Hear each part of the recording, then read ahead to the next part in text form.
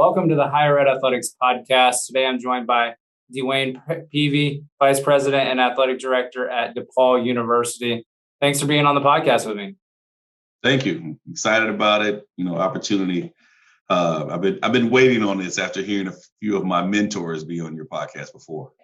Yeah, and you've been one of the athletic directors that started during a pandemic, and so you're probably ready for some sort of normalcy to get back and really have the full exposure of DePaul athletics. So I'm just glad you took the time out of your day, and we can talk a little bit about Chicago. Well, like I told you before, is that it's actually a pleasant surprise. I haven't done a Zoom call, podcast. This is another media platform that I haven't had a chance to do in a while. So I'm looking forward to this. Yeah, I tell people, because I've been doing the podcast for 3 years now. I was Zooming before it was cool, and it's actually been more helpful for a podcaster because with Rob and some of the other people I talked to on the podcast early on, was fortunate to get in person, but it's a lot easier to get people on, and now everyone's Zoom savvy. So trying to get it all done before everyone's completely sick of Zoom. So I don't want to take up too much of your time, so we'll just jump into it. The first thing I like to do is, for those that aren't familiar with the institution or the person I'm speaking with, can you maybe profile both the institution and your athletic department at DePaul University for me? I'm thinking of things, maybe just institution size, location, Okay. and athletic conference, then number of sports and athletes, those types of things. Okay. For those of you that don't know a lot about DePaul University, we're the Blue Demons, not the Blue Devils, but the Blue Demons.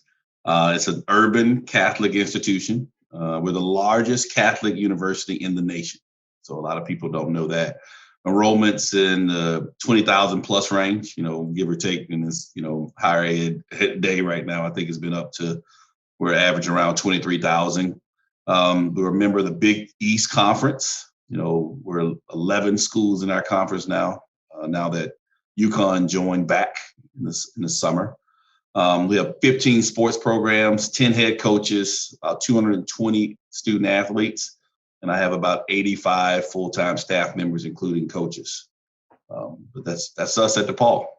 Our campus is located in Lincoln Park in Chicago, which is a lot of people that have been to Chicago might not have been to Lincoln Park, but drive by, see our neighborhood. But we also have a West Loop campus that, some of our business school, president's offices, different things on that campus as well. But athletics is in Lincoln Park.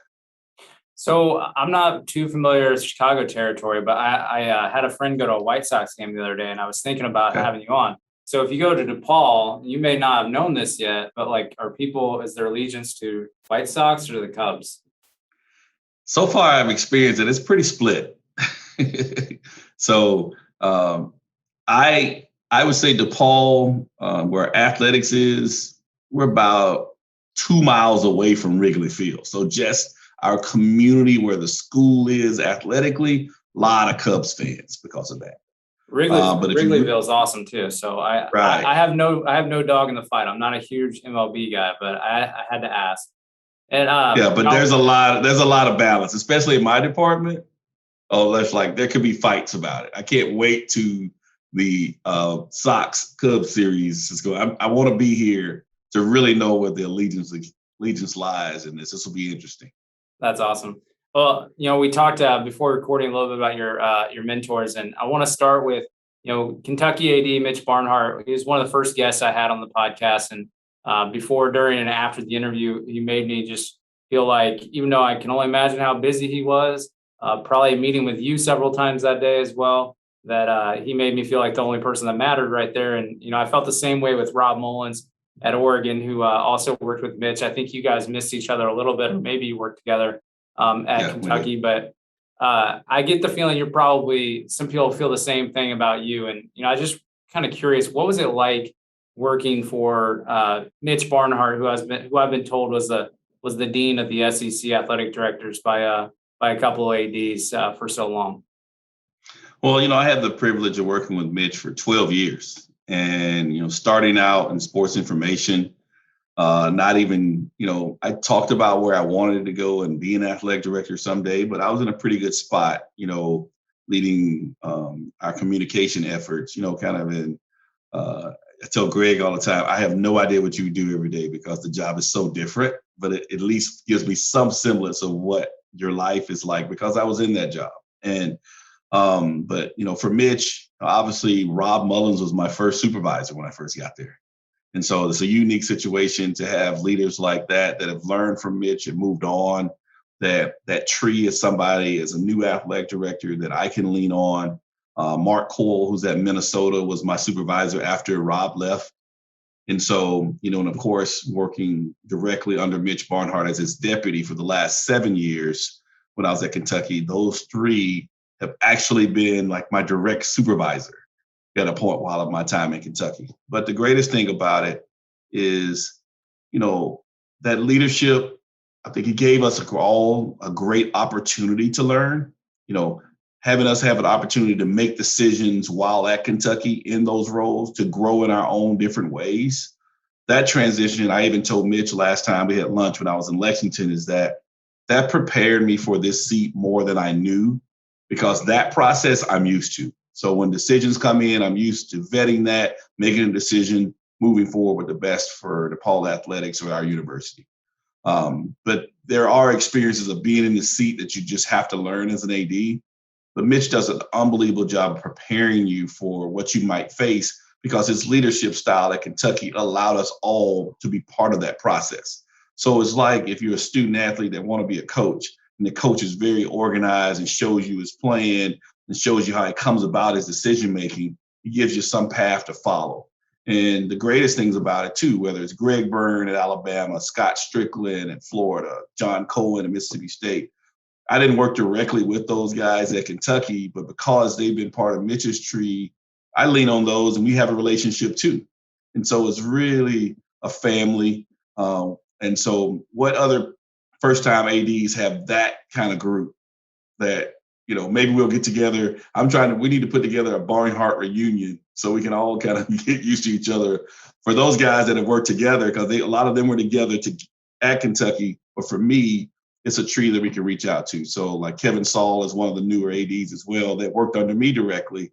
So we already had a relationship, but it's a neat thing, but there's a method to the madness. I mean, Mitch is really proven to be someone that's really wanting to launch his people. Like, I want to grow you so you have the opportunity one day to do that if you so fit, if that's what you want to do. And that's one of the things I'm trying to do with my staff is empower them more. So if that's an opportunity they want to pursue, I can help them along the way to give them those options if they choose to. Yeah, well, I was watching an interview you did with Dick Stockton for the Impact My Biz 3 for 3 video series, and you shared that moment that you realized you needed to actually pursue an AD job instead of. And you said, I ask people this all the time, that you admitted that you could have finished your career there, been happy as the deputy AD, but there was a story in there that I was hoping you could share for my audience about when you realized that you wanted and needed to pursue that head athletic director job at an institution. Yeah, I mean, I think, Travis, part of it is when you go through these processes, it's kind of like when you go to high school and everybody tells you you're supposed to go to college. And when you're a deputy AD, everybody assumes you're going to be an AD next. And there are job opportunities that come about and people are interested. You hear from a search firm or somebody tells you about a job that's out there, and the next logical step is you should be trying to work toward that. And I will say, it's not that I didn't try to gain other positions. I was a finalist at Central Florida, New Mexico. I went on an interview for the Charlotte search. But I would say, in looking back, I kind of more dabbed my toe in the water a little bit. I kind of wanted this. I went into the process. Well, let's just see what comes of it. And then you advance, because we're competitors. You advance to the next round. You try to do well. But I remember even finding out or getting to that spot where you find out that you don't move forward, that you don't get the job, still having reservations of whether I was ready to go do this or ready to leave Kentucky. I was, I went from, I guess, just the competitive nature in me publicly failing probably was more the emotion than it was, I don't get that job and I'm sore about it. But when DePaul came about last summer, really, it started with some of the actions that took place after George Floyd's death. and spending time with our Black Student Athlete Advisory Group, Diversity Advocacy Committee that Mitch had me leading on our campus, and starting to realize that there was not a lot of people like myself in that position that, yes, I can have influence as a deputy AD at Kentucky, but I needed to go be an athletic director to show others that they can do it too, because I'm selfishly close enough to it and can do it. How do I go be the AD, like really put time and effort into it? And so after that, DePaul, the job came open.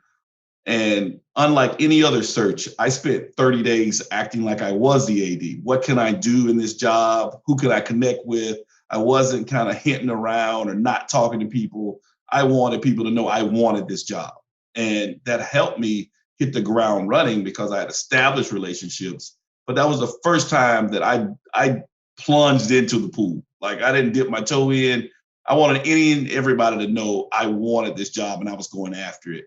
And I think that perspective just changed it for me. And that's why it's the right fit, and it was the right time. And maybe it's the right job too, but it made me feel a lot better about the process because now I know the role that I can have for young people to see people that look like me or our student athletes to understand what that means to be in this position, because I didn't have that, and I don't have a bunch of mentors that are minority athletic directors that I'm on the phone calling of how this works for you. We talked about some of my mentors. I want to be a mentor for others. That's awesome. And I think you also said that you kind of snuck onto campus around the interview timeline because I think it was it before COVID that you had taken the job? So it was really 4th of July weekend. I went to my in-laws. It was the first time we had left the house during COVID. We quarantined and then we went to Davenport, Iowa, which is like 2.5 hours away from here.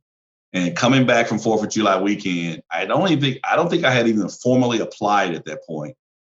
But I snuck onto campus in Lincoln Park. I had never been to Lincoln Park. Well, I guess I had been here once, but didn't realize it because Kentucky practiced in McGrath-Phillips, our arena on campus, when we were playing North Carolina a few years back, when we were playing at the United Center as part of the CBS Sports Classic. But I didn't really know what I went through. I was on a bus. I wasn't really paying attention. I went into a gym. I came out. I was probably working on something else or on my phone. But yeah, I snuck on campus. Right, go ahead. I'm a small city guy, so if someone drops me off somewhere in Chicago, I'm on a bus, I have no idea where I'm at. So I didn't know. I remember passing some buildings.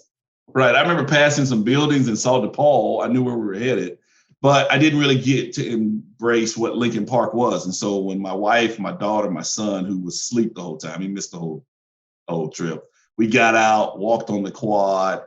And that's when I told my daughter for the first time that I was trying to get this job. And she loved it. And she was like, if you don't get the job, I might come to DePaul anyway. I might transfer. And she's a student here now. She enrolled in the spring quarter. But that was the first time that I knew that I wanted it.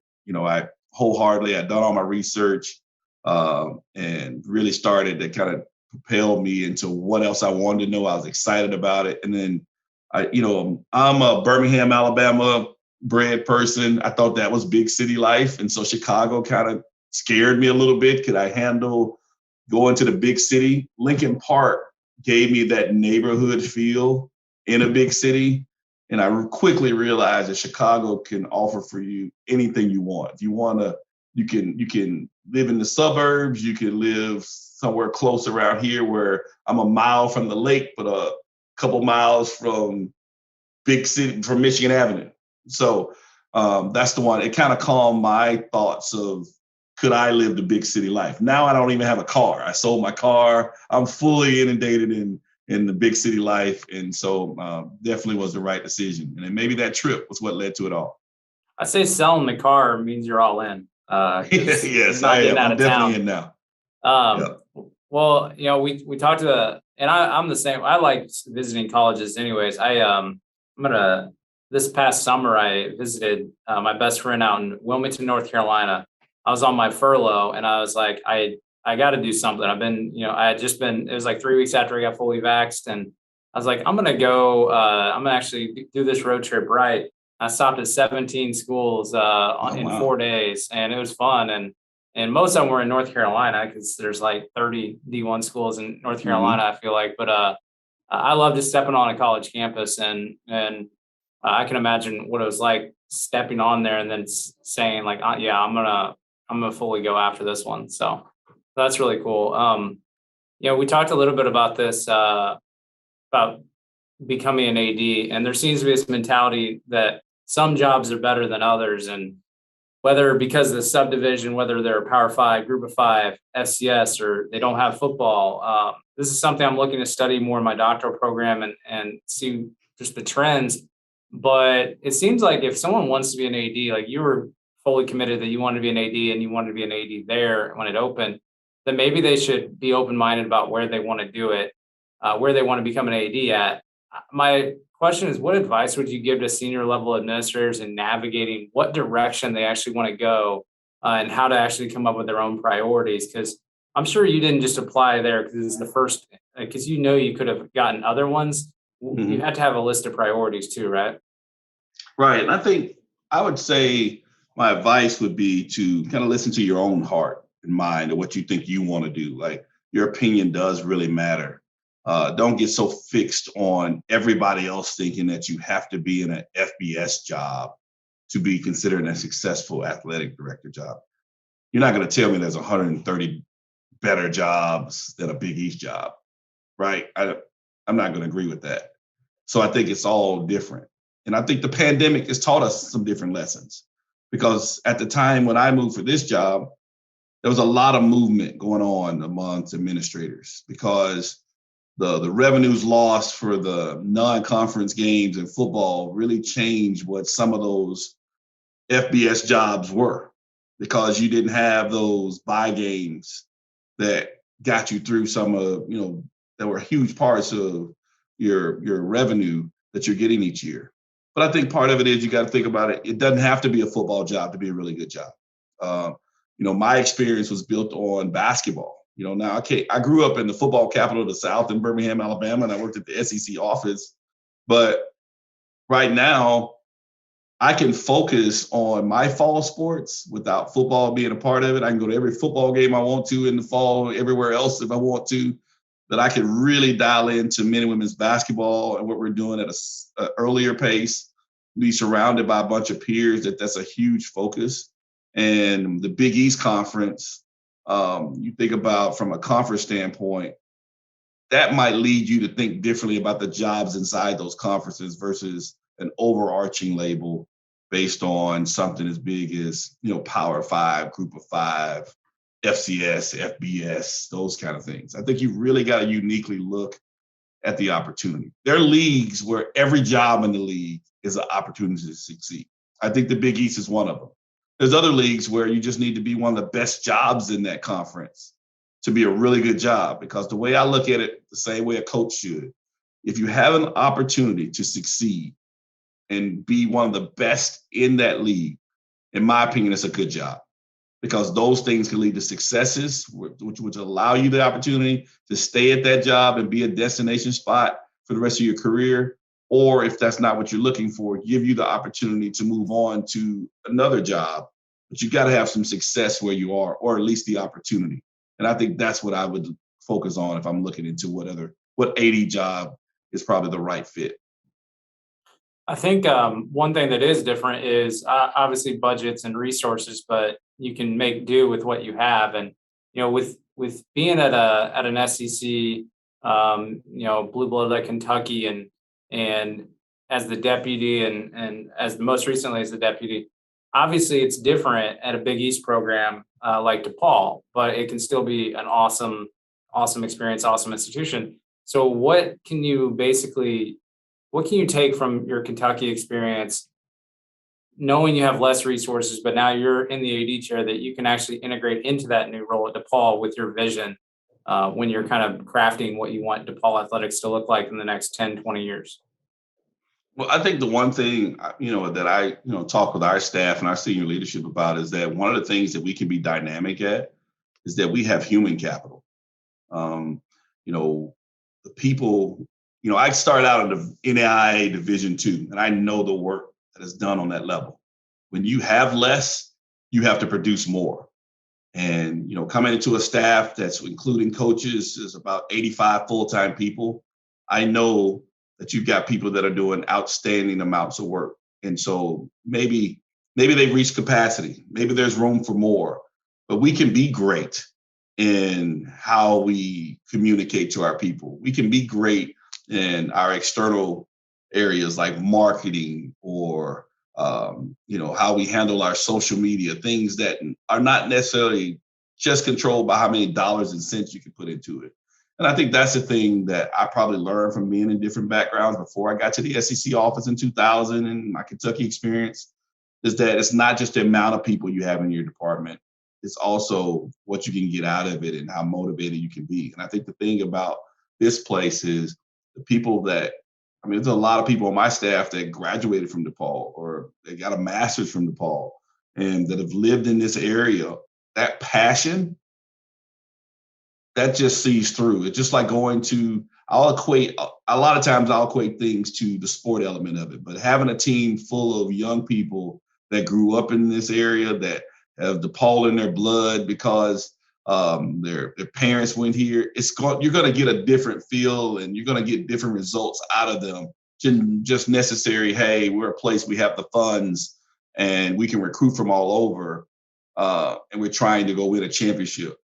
I want this staff to succeed and see us reach those heights because I know there's going to be tears at that celebration because it's felt in the heart. They've gone through something. We've had, from our basketball, we haven't had the success of late. And so when we get to a point of getting back to the tournament and winning championships, I know it's going to be felt a different way than maybe a staff that any other school that, hey, yeah, they've been to the tournament 2 of the last 3 years. It's not the same. And I think that's the passion and pride that we're putting into it. And the people, I think, is what changes those dynamics to allow us to compete with anyone for anything. And I think that's why I love the 10 head coaches I have. I have a great senior leadership team here. And I think those things are in place that gives us the wherewithal where we can dream big about where we can go with DePaul athletics. Well, sticking with the vision of DePaul athletics, Chicago is a big city. We've talked about that, but it's also somewhat of a crowded place for college athletics with DePaul, UIC, Loyola, and Chicago State. Looking at your vision again, do you look at it as an opportunity or a challenge for you all to coexist in there, trying to compete with, obviously you have your alumni, but trying to reach a broader audience of Chicago? We talked about the different locations of Chicago. What kind of challenges are there, but what kind of opportunities are there too? Because I'm sure you've thought about growing your base there in Chicago as well. Kind of like what you were talking about earlier, how you visited a bunch of campuses. I'm really looking forward to seeing all our Chicago city campuses because I'm pretty sure there's a different feel, there's a different dynamic, they're offering a different element.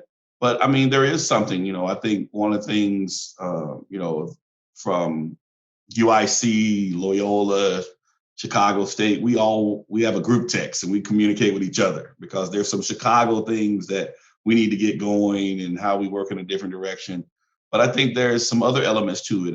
At DePaul, from an athletic standpoint, we're trying to be a true front porch for DePaul University as a whole. And so in the pandemic, it allowed me to really concentrate on the relationships built with our campus, our faculty, our staff here, kind of rebranding ourselves as, not saying we weren't before, but the pandemic, without people being around each other, you get a chance to kind of remold things and redefine things. And we want to show that we are a vehicle for our university to be out in the forefront. And that starts here in our city.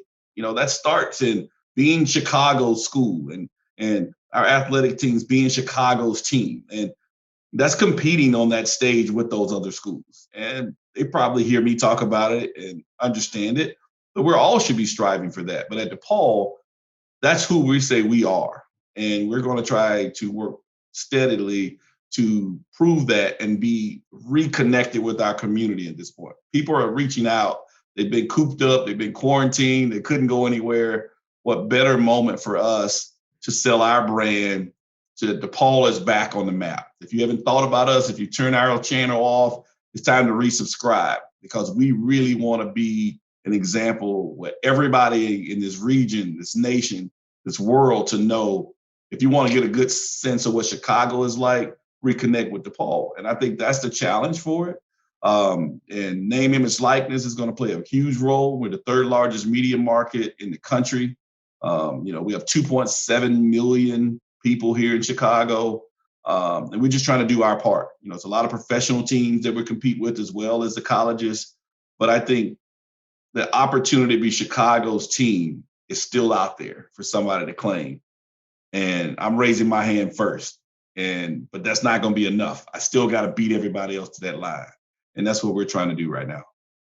Well, I like that you mentioned that it's the front porch, trying to be the front porch of your own institution, because even though they're all D1 schools, they're also very different schools. I mean, UIC is a big school that's not necessarily needing their athletics to be the front porch either. Their enrollment is going to stem from, being part of University of Illinois, but DePaul has a special opportunity to really build and grow your institution to the size that it wants.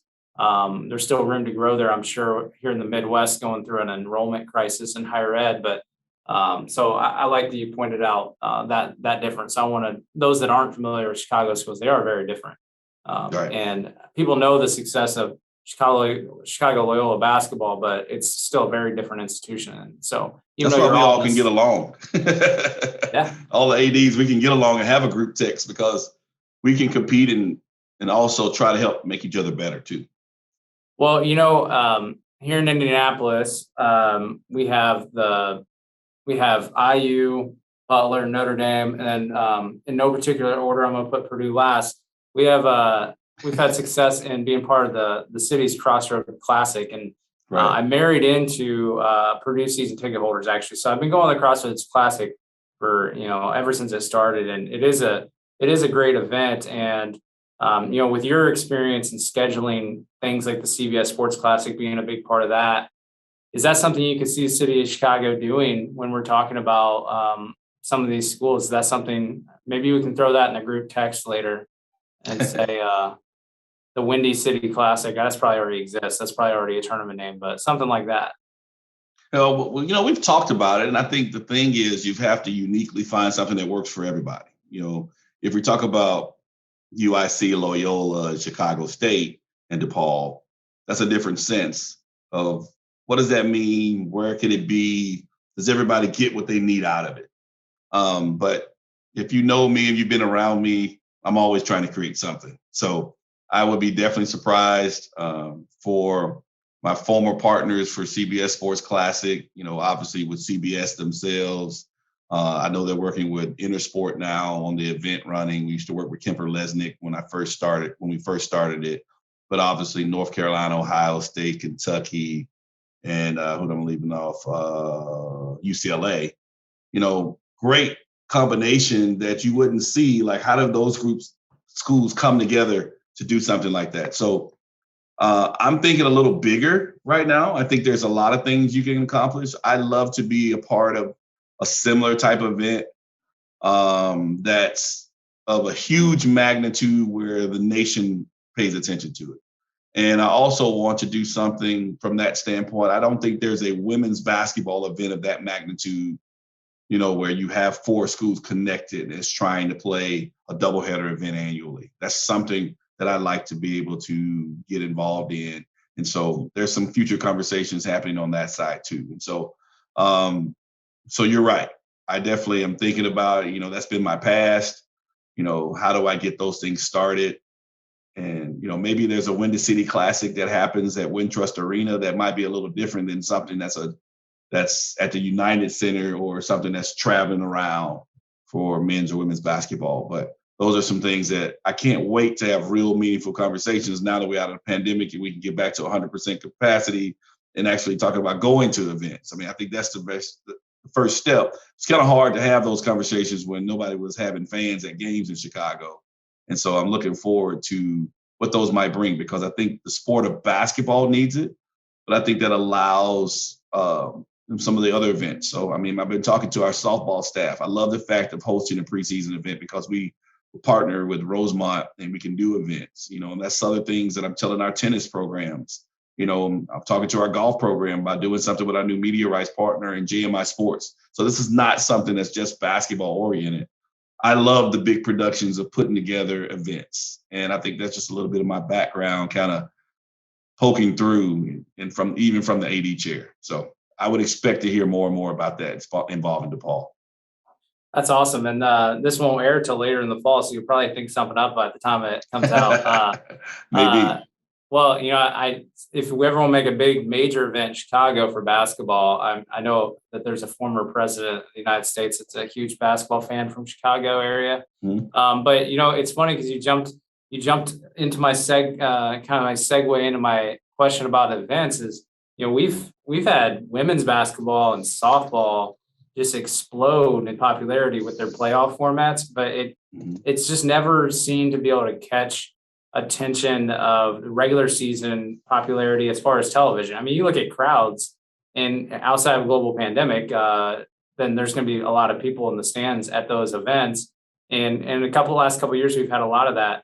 And baseball too has, the College World Series, which I know you all don't have baseball, but it's another example of, why is there this popularity of the playoff format, but the regular season just seems to be under the radar? Is it all television? Is it something that we just haven't had the resources, or people too risky to go all in on it up to this point?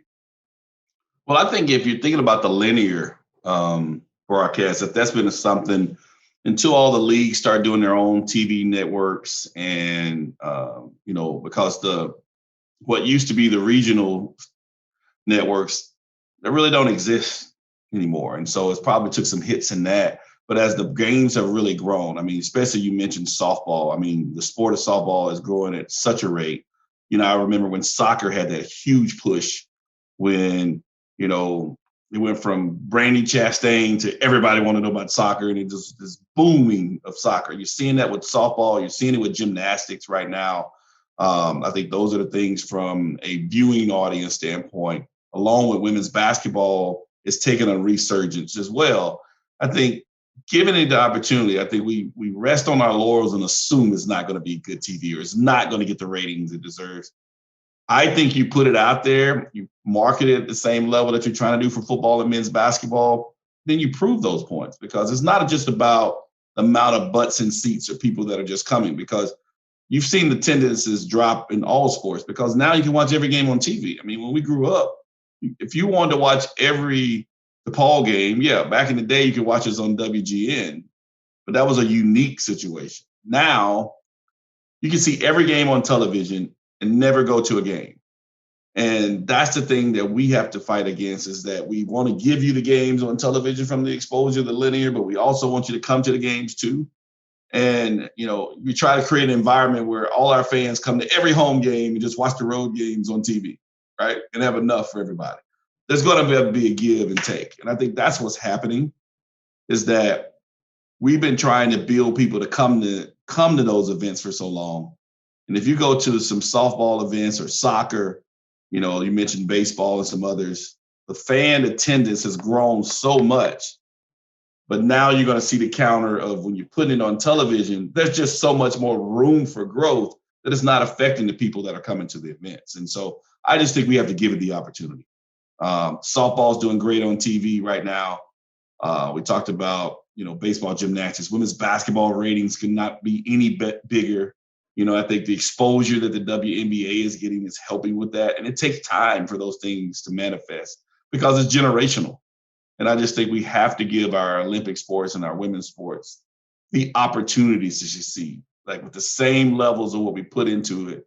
And it can't be just about the dollars and cents you get out of it, as much as it can be the exposure for these sports and these young people especially. So I'm looking forward to seeing that growth. That was one of the reasons that we decided, I brought that to our coaching staff, that I wanted to move our women's basketball team to Wintrust Arena. It's built for both of our teams. It's the biggest stage you can provide for our women's basketball program. They have a history of success. They deserve it. And I wanted them to, if we weren't going to go to Wintrust, it was because women's basketball was going to say no. It wasn't going to be something that I wanted them to wait to ask for. That was one of the things I talked to Coach Bruno about the first time I've ever met him. And something we were able to accomplish in a year's time, thanks to some, some fundraising that we were able to do, and a budget focus. to be able to move our women's team out to Wintrust. Those are the type of steps we have to continue to make in college athletics to invest in all these other sports just because they're not revenue producing, so to speak. Yeah, it's been the sports being on TV, even though no one could come, this past year really exploded a lot in popularity. Being a Hoosier, it was great for us because we had obviously exciting football season, but then we had the men's soccer go to the national championship and women's basketball go to the Elite Eight. And so it's just been an exciting time for all those sports that typically don't get covered. I think it's only going to go up from here. And so that's exciting to see that you're already thinking ahead on those. I want to kind of end it. The last two things is really what excites you most about building DePaul athletics once you get everyone back. I know you're excited about about getting to finally meet all your staff in person if you haven't yet, and getting fall sports, but big picture or small picture, whatever you want to do, what kind of excites you most about the opportunity to lead DePaul athletics right now? Well, I have met everybody now, so I can cross it off the list. We had a retreat in mid-June, and I was able to accomplish that. But what excites me is really just what I continue to think is more year one for me. We didn't have fall sports last year at all. Every one of our teams competed in the winter quarter, which is a little bit of madness. And to really get a sense of what our young people, our coaches, our staff can really accomplish. And I'm just really ready for our campus to open back up, to have a full integrated campus right here in Lincoln Park, and allow, Blue Demon Nation to get a chance to enjoy the things that come with the school year. And that's the thing I'm missing. There's a chance to interact with our fans, our alumni, our supporters. That's the part I've missed, because the student athletes, even though it wasn't normal, I was able to have some interaction and be around them to some degree, and our staff the same way. But totally not getting the chance to interact with our fans and kind of who give us a chance to have this business element. And so I'm looking forward to that, to get out into this community. Think about the community service. We're probably one of the leading community service schools in the country. And it really limited what we could do this past year in our community to get out because of the COVID restrictions. And so we were talking about it in the staff meeting today about how do we allow it an easier way for more people to get involved, because we have so many teams competing for kind of our in-house kind of community service cup, so to speak. And I can't wait to just get out into Chicago. I haven't really seen it. I would say I kind of felt like I started in the job in May versus last September, because with the pandemic, I finally got a chance to be out in our community. Summer in Chicago, if you've never been a part of it, you need to make a trip. This is the time to be here. And as we go into the fall, I really can't wait to just get us started, and let's get year one going. We produced a day one mentality here, Travis, and I think the goal is to be day one and have that mentality every day going forward. We can be as excited as I am right now, tomorrow and a month from now and a year from now, we can get a lot of things done because we have the energy for it, and we want that passion seized through, and we really want to get things accomplished here. And I think that's the way that DePaul is going to become Chicago's team. That's the way we're going to climb that ladder in the Big East. I just can't wait. We went to the NCAA tournament in men's tennis for the first time, and to be there on site and watch our men's tennis team win our Big East championship, that just was the tip of the iceberg. That tastes so good that I can't wait to have just a whole feast of that and seeing our young people succeed at a high level. So I just can't wait to get started. I feel like I've been on a honeymoon and the marriage is just beginning. And so I just can't wait to this repeatable day one mentality and really just getting started with the fall sports. And it's exciting. I've got 10 head coaches, 2 of them brand new that I hired. Don't want to hire any more. I want to keep everybody in place, and let's just move forward. And next time I'm on your podcast, I want to be talking about what we've accomplished versus what we're looking forward to. And I promise there will be no Kentucky questions. We'll just be focused 100% on DePaul. And sounds good. That's a DeWayne Peevy, Vice President, Athletic Director, DePaul University. I appreciate you being on the podcast. And I'm close to Chicago, so okay. I will be up in Chicago, and so I'm gonna have to email you guys and see if I can get a tour on campus sometime. Yeah, maybe we'll start an IU DePaul series, and that's what'll get you here. Yeah, I probably wouldn't be on the travel list, but I do eligibility. I don't know. Well, I got you taken care of for tickets. We get that series done. You make sure you pull out this podcast. All right, you get a hold of Coach Woodson and Mr. Dolson, and I'll be there with you. Yeah, Dolson and I are we're counterparts from our trying to get that Kentucky Indiana series back going. So we'll start on the easier one first.